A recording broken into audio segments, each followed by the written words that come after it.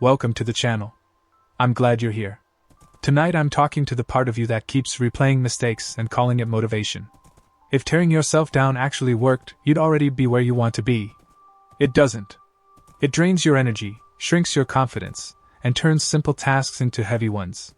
So we're switching from the heckler in your head to a real coach. We keep your standards. We change your strategy. Start with a breath. You don't have to earn your spot in this moment. You're human, and that's enough. Beating yourself up isn't always loud. It shows up in small ways, rereading your messages and cringing, apologizing for things that didn't need an apology, calling yourself lazy when you're actually tired, dragging yesterday's mistake into today like a soaked backpack. Underneath it is fear, fear of being average, fear of being rejected, fear that without pressure you'll stop moving. That inner voice thinks it's protecting you, but it's bad at the job. Here's the cost. When you attack yourself, your brain flips into threat mode. Creativity drops, memory slips, and you make more avoidable mistakes. Then you use those mistakes as proof you're not good enough. It's like trying to write a paragraph next to a fire alarm. Keys get pressed, but not the ones you wanted. There's a difference between real accountability and self-attack. Accountability looks forward. Self-attack freezes you in place. We're choosing the forward path. When your thoughts get harsh, label what's happening. Not I am the problem, but my inner critic is loud right now. That small shift creates space. In that space you have choices. If it helps, give that critic a ridiculous nickname in your head so it shrinks. When a thought makes you roll your eyes, it loses authority. Replace the courtroom voice with a coach voice. The courtroom prosecutes you for the past. A coach focuses you on the next rep. Think about how you talk to someone you care about after a mistake. You'd get practical. Shake it out. Try one change, try again. Use that exact tone on yourself.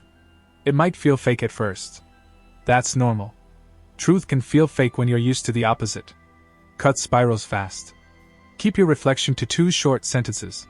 One to acknowledge what happened, one to decide the next step. Then move. No long monologues about your worth. When you catch yourself stuck in vague shoulds, convert them into a specific next action. Vague pressure turns into a plan the moment you choose one concrete move. Momentum is the enemy of self-attack. If you're stalling, do the smallest version for 5 minutes. 5 minutes of cleaning, 5 sentences of that email, 5 push-ups, 5 lines of notes. You're not trying to win the day. You're proving to your brain that motion is possible even when you don't feel ready. Keep an evidence ledger. Each day, jot down 3 tiny wins. Real, boring wins count the most. Replied to a message, drank water before coffee, stepped outside for light, said no to something that didn't fit. The critic cherry-picks data. Your ledger corrects the record. Give your mistakes a job. Ask what this one is here to teach. Maybe it's to double-check names, speak up earlier, set a reminder, ask for clarity. Once the lesson is delivered, the mistake is done. You don't need to carry shame to carry wisdom. Think in 10% improvements. You don't need perfect. You need a little better than last time. Slightly clearer emails, slightly more consistent workouts, a room that's a bit tidier. 10% compounds. Perfection invites delay. 10% invites today. Pre-write one-liners for your common spiral points. When you wake up, when you mess up, and when you compare yourself to someone online. For morning, set a simple intention about doing what you can with what you have. After a mistake, decide the fix and move. During comparison, remind yourself that someone else's chapter is not your deadline. You're building consistency, not competing on timelines. Let's clear up the fear that kindness makes you soft. We're not lowering standards. We're raising support. You don't grow a plant by yelling at it. You grow it with light, water, and steady care. Be relentless about your goals and gentle about your process. That combination is powerful. Use a quick script for hot moments. Pause, breathe, and remind yourself you're safe enough to be honest. Caring means you're already engaged. Your job is the next right move, not the perfect one. You're allowed to learn in public. You're choosing progress over punishment. Say it out loud if you can. Your nervous system believes your voice. Now the classics: embarrassment, regret, comparison, perfectionism. Embarrassment fades faster than you think. In a week, most people won't remember. In a month, you won't either. A year from now, it becomes a story. Shrink it by sharing it calmly with someone safe and letting your body feel that nothing terrible happened. Regret is a signal that your current values outgrew your past behavior. That's growth. Use it to design guardrails. Offer a short apology if it's needed, make amends if it's right, then install a rule so it's harder to repeat. A spending limit, a cutoff time for messages, a policy of not making big decisions when tired, a friend you ping before you quit something. Regret without design is just self-harm disguised as responsibility. Comparison is judging your unedited life against someone else's edited highlight reel. If an account consistently triggers a spiral, mute it for a month. That's not petty. That's protecting your focus. Replace 20 minutes of scrolling with 20 minutes of building something tiny. A paragraph, a short walk, a simple meal, a small Minecraft build only you will see. The antidote to envy is creation. Perfectionism is procrastination in formal wear. It promises the right time, but the right time doesn't arrive. Ship the draft. Send the version that's good enough. Ask the question before you know everything. Future competence is built on today's imperfect reps. Cringe now or stay stuck. Let's practice. Pick one thing you've been beating yourself up about this week. Tell yourself you're allowed to be a work in progress without constant punishment. Choose a 10-minute action that would make it 1% lighter. Do it. Then log it in your evidence ledger. That's how you build a track record your critic can't argue with. Check the basics. It's hard to think kind thoughts when your body feels like a low battery warning. Drink water. Eat some protein. Get daylight on your eyes. Move your body a little. Choose a real bedtime. The inner critic gets louder as your energy gets lower. Refuel and it quiets. Watch your words too. Always and never are usually lies. Replace them with accurate statements and the next step. Precision is power. Use two lenses to stay honest. Zoom shows details. Wide shows the season you're in. Most people pretend they're juggling one ball and still dropping it. Be real about how much you're carrying: work, study, family, bills, health. Of course you'll fumble sometimes. Wide lens brings compassion. Compassion brings energy. Energy brings better action. Build a bad day protocol so you don't improvise when you're low. Name it and normalize it. Then nourish your body, narrow your focus to a single tiny task, and give that task 5 honest minutes. Done beats dramatic. Leave notes for future you while you're calm. Write something simple that nudges you toward care before quitting. It's corny and it works. Run a 2-week experiment. Keep the same goals and standards, but anytime you slip, respond with support, coach voice, brief reflection, 5-minute reset, evidence ledger. At the end, compare results. The whip creates drama. The coach creates reps. The coach wins. Make 2 lists tonight. On one side, 10 things you're proud of from the last year, no matter how small. On the other side, 10 lessons you learned. Take a photo and make it your lock screen for a week. Let your phone remind you of reality, not just your worries. Audit your circle too. Constant self-dragging spreads. You don't have to cut everyone off, but you can model a new tone. Defend yourself kindly, even in your own mouth. Choose rooms where you can bring both your wins and your work in progress. For the high achievers who think cruelty is their edge, your edge is consistency. Cruelty burns you out. Consistency compounds. The people you admire aren't replaying every awkward smile from the meeting. They do the rep, learn, rest, and repeat. Copy that process. Keep a few mantras in your pocket and deliver them as plain statements. You can't hate yourself into a version you love. Usefulness beats harshness. Keep reflections brief and take action. Notice the issue, make a fix, move on. You're not late, you're learning. Imperfect and finished beats perfect and imaginary. Small wins count. Your pace is still progress. Stick with the coach voice. Focus on the next right move. Reset your body right now. Drop your shoulders, unclench your jaw, relax your tongue from the roof of your mouth. Inhale slowly, exhale slower. You are not behind in your own life. You are on your way, and your way will look like your way. That's not an excuse to coast. It's a commitment to keep moving without the drama. Try a short self-forgiveness drill. Pick one thing you're carrying. Give it context by naming what you didn't know then that you know now. Give yourself compassion by naming the value you were trying to honor, even if the attempt was clumsy. Design a guardrail so it's easier next time. That's forgiveness in action, context, compassion, design. Most self-attack runs as a loop: trigger, harsh thoughts, shame, avoidance, more mistakes, more harsh thoughts. Break the loop by swapping one step. Trigger, supportive response, tiny action, small win, momentum. It's not flashy, but it works. A little humor helps too. When your brain announces that you're behind, ask behind what, exactly, and watch how silly the thought sounds when it has to be specific. Here's a simple daily flow to try for a week. In the morning, set a one-line intention and drink a glass of water, then touch your hardest task for 5 minutes. Midday, log one win in your ledger, and if a spiral hits, keep your reflection brief and do a 5-minute reset. In the evening, write one thing you did well and one thing you'll do differently tomorrow, then close the day by telling yourself that today was enough. Set small reminders so you don't forget, a sticky note on the mirror, a calendar alert that says Coach Voice Check, an alarm name that nudges you toward action. Make kindness hard to miss. Do a quick side mission when this ends. Mute one account that messes with your head. Follow one account that teaches you something useful. Put your phone down 5 minutes earlier tonight. Small choices, big shift. If you're carrying something heavy, grief, trauma, depression, self-compassion isn't a luxury, it's the ground you stand on. If the load feels bigger than you, reach out for help from a professional or someone you trust. That's not weakness. That's wisdom. Picture this before you go. You're training a shy dog to come when called. You don't yell every time it hesitates. You call gently, reward small steps, and celebrate the behavior you want to see again. Your nervous system works the same way. It doesn't learn from fear. It learns from safety, repetition, and clear signals. Be the person your nervous system is glad to respond to. You don't have to wake up as a whole new person. You just have to notice the moment you start attacking yourself and choose one different move. Label the critic. Use the coach voice. Keep your reflection short and act. Do a 5-minute reset. Log the win. Aim for 10% better. Repeat. That's the path. It's simple, repeatable, and effective. Take one more breath with me. Inhale, exhale. You showed up.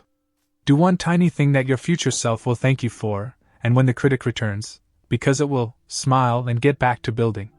Let's go deeper and get more practical. You're not trying to become a different person overnight. You're teaching the same person a better rhythm. Think of your day as a simple loop you can restart anywhere. If you wake up already annoyed at yourself, the loop starts with one gentle action that proves the day isn't lost. That might be drinking water before coffee, opening the blinds, or putting on shoes and stepping outside for 60 seconds. Not glamorous, just directional. You're sending your brain a quiet message that says we're moving. From there, stack one more small thing. Motion compounds faster than motivation ever will. When you catch yourself replaying a mistake, don't argue with the replay. Let it run once, then switch the channel to design. Ask what would make that mistake less likely next time and install something tiny that lives in the real world. If you keep forgetting deadlines, pin a calendar widget to your home screen or put a sticky note on your laptop's trackpad so you physically move it to start work. If you keep overeating at night, set up your day so dinner is earlier and your phone charger lives across the room so doom scrolling doesn't pull you to the kitchen at midnight. Most self-hate problems are solved by boring design changes. Let's talk about work and school because those are prime places for self-attack. You send an email with a typo and your brain wants to drag you for 10 minutes. Correct it, thank the person if they caught it, and keep going. The only people who never send typos are the people who never send. You skip a class or miss a meeting and your head wants to crown you the flakiest person alive. Instead, rebuild the streak in miniature. Show up for the next thing. 5 minutes of honest presence is more restorative than an hour of dramatizing how bad you feel. Fitness is another trap. You miss 3 workouts and think the identity is gone. It isn't. Reset the bar to something so small it feels beneath you, then do it anyway. 10 bodyweight squats while the kettle boils, a walk around the block while a download finishes, 1 set of push-ups before you shower. The point is not the calories or the reps. The point is showing your nervous system that you honor your promises even when the mood is flat. Money brings its own shame loops.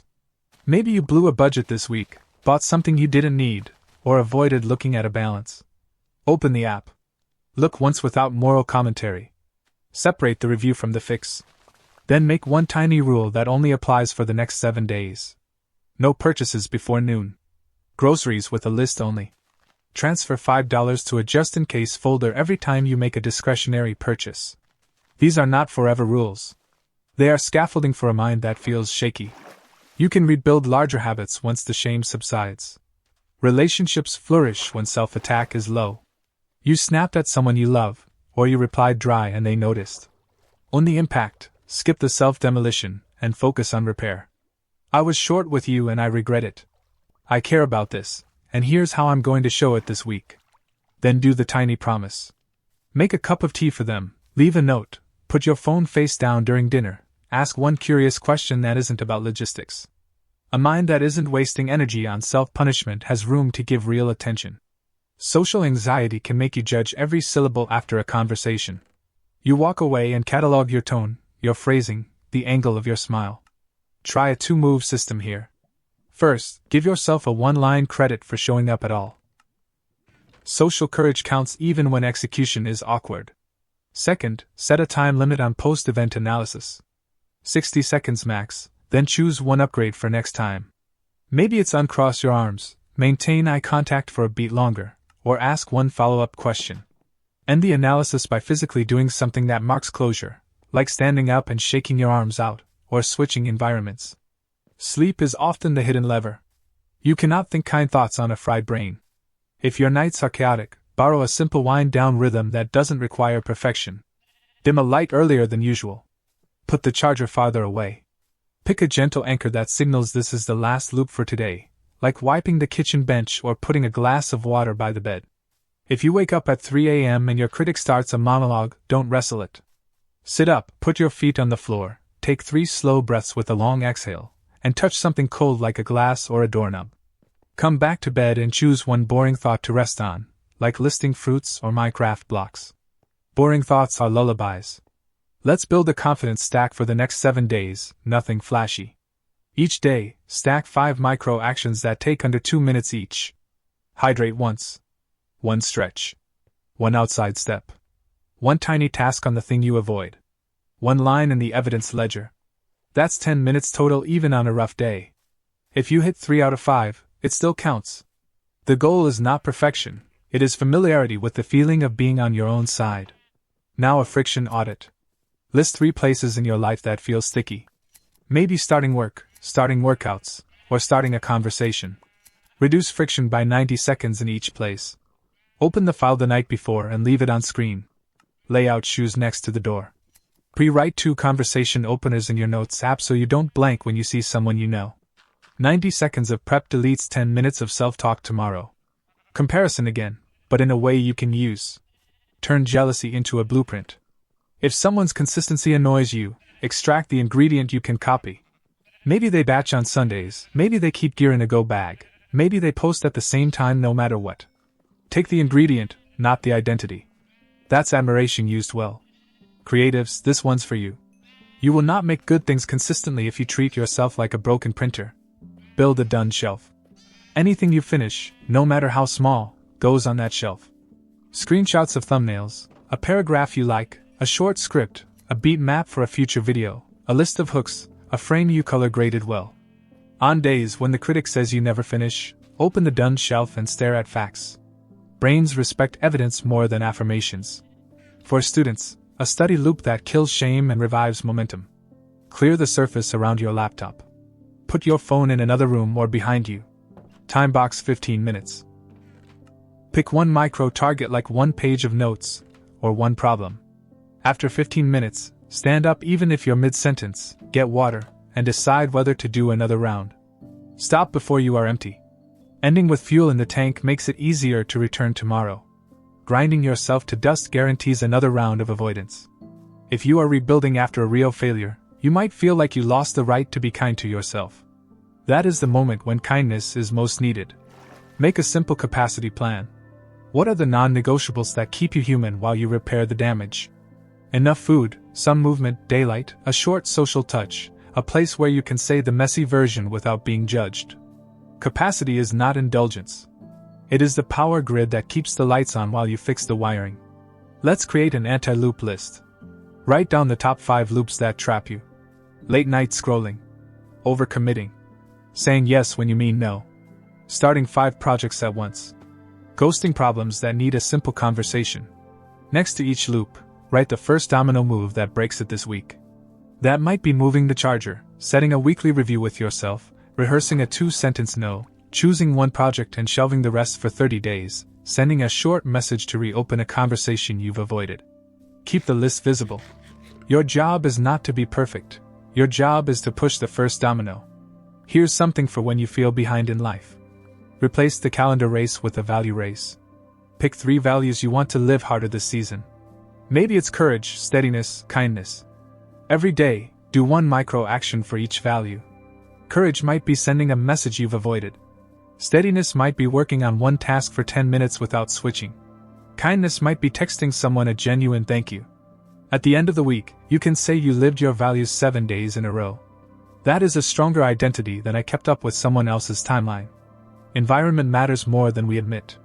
If your desk tells the story of last week's panic, reset it visually. One clear surface, one object that cues calm, and tools you'll actually use in arm's reach. If your kitchen pulls you into mindless eating, make the default snack something that doesn't betray you. If your bedroom is loud with reminders of unfinished projects, relocate a few items so the room's job is sleep again. You don't need a new personality when a new arrangement will do. Self-respect grows when you stop relitigating finished choices. Make a decision, set a review date, and then let it live without poking it every hour. If the decision is about a plan for your channel, pick the plan, schedule a 30-day review, and work the plan. The critic will try to lure you into daily second-guessing because second-guessing feels like control. Execution is the only real control you have. Reviews belong on the calendar, not in the moment. If you struggle with mornings, build a landing pad the night before. Place the 3 items you need to start on the same spot. A notebook open to a line you'll fill in, your headphones, and the first file ready to go. Put your water cup where your hand will find it. Your morning brain is not lazy, it is low bandwidth. Make it easy to launch and you'll stop attacking yourself before breakfast. Let's touch on forgiveness with someone else because carrying resentment is another way we punish ourselves. Forgiveness doesn't mean forgetting or trusting. It means you choose to stop paying interest on a debt you cannot collect. Sometimes the act is a letter you never send, sometimes it's deleting photos, sometimes it's a boundary so strong there's nothing left to forgive because contact is gone. When you stop feeding resentment, you get your attention back. Attention is the currency you need to build anything good. Now a quick approach for hard conversations. Plan the first sentence, the ask, and the close. The first sentence names what the conversation is about without blame. The ask is specific and tied to your needs, not their character.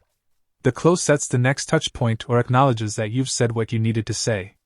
Walk in, deliver the plan, and walk out without spending an hour beating yourself up for shaking hands or a quivering voice. Courage isn't smooth. It's honest. When it comes to content creation or any repeated craft, set a 70% publish rule for a while. You ship when it's solid, not when it's perfect. The remaining 30% is where you learn on the job. As you rack up published reps, your baseline will rise. 10 good enough posts teach more than one immaculate draft that never goes live. If you fear judgment, remember that most people are too busy thinking about themselves to make you their full-time focus. The ones who do invest attention are either your true audience or people you should mute. Let's add a small ritual for the moment the critic flares.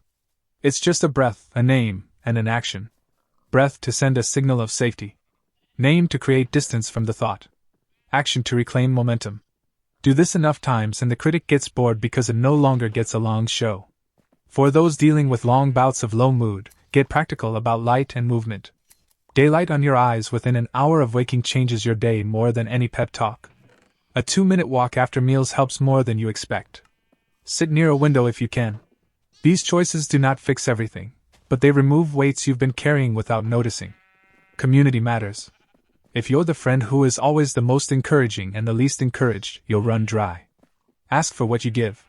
Send a voice note to a friend saying you need a pep talk about a specific thing. Join a small community where posting your daily reps is normal. Choose spaces where kindness is practiced, not just preached. Lastly, remember that you don't need a cinematic transformation to be proud of yourself. Pride is built in quiet repetitions. You will reach days where the critic shows up and you don't even notice because the routine is louder. That is not luck. That is training. So here's how you end tonight. Pick one very small thing that future you appreciates. Put water by the bed. Lay out clothes. Draft the first sentence of tomorrow's task. Send a message that has been weighing on you. Then give yourself a closing line for the day. Not a performance, just a simple sign-off that says today counted. Turn off the lights knowing you were on your team, not against it. And when tomorrow's noise starts, you'll know exactly what to do. You'll breathe, you'll name, and you'll move. Again and again until this is who you are by default.